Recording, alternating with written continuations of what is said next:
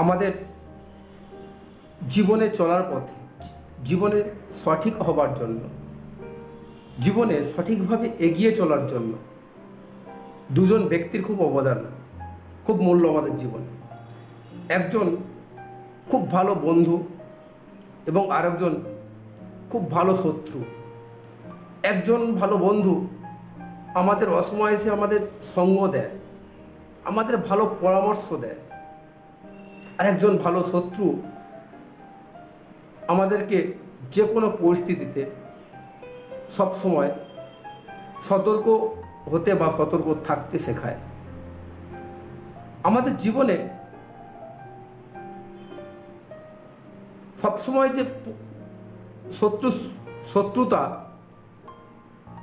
আমাদের অপকার করে এমন নয়। কিছু কিছু সময় কোনো শত্রুতা আমাদের উপকারও করে। আবার কিছু কিছু সময় আমাদের কোনো একটা বিশেষ বন্ধুর উপকারিতা আমাদের জীবনে অপকারও করে। ঠিক তেমনই একটা ছোট্ট গল্প আজকে প্রেজেন্ট করব আপনাদের সামনে। নমস্কার, আমি মিঠুন। আমার ছোট্ট ইউটিউব পেজ, ছোট্ট ইউটিউব চ্যানেল পিস অফ মাইন্ডে সবাইকে স্বাগতম।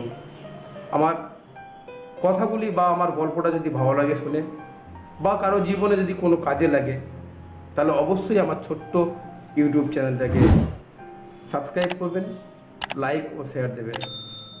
একটা ছোট পাখি অনেক উঁচু আকাশ দিয়ে উঠতে গিয়ে তার গায়ে বরফ জমে গিয়ে একটা খোলা মাঠে পড়ে গেল।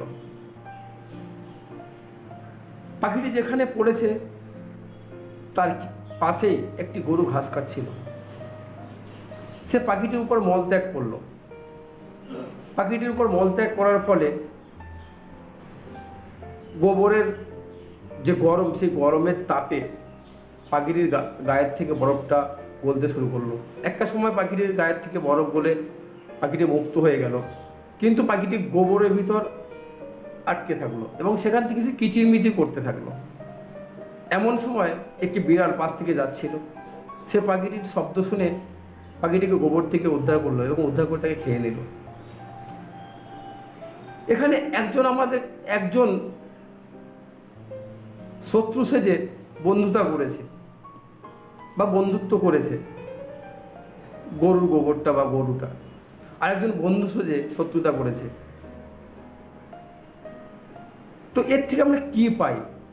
যে সব সময় যে কোনো শত্রুতা বা কোনো শত্রুতা যে আমাদের অপকার করে এমন নাও হতে পারে।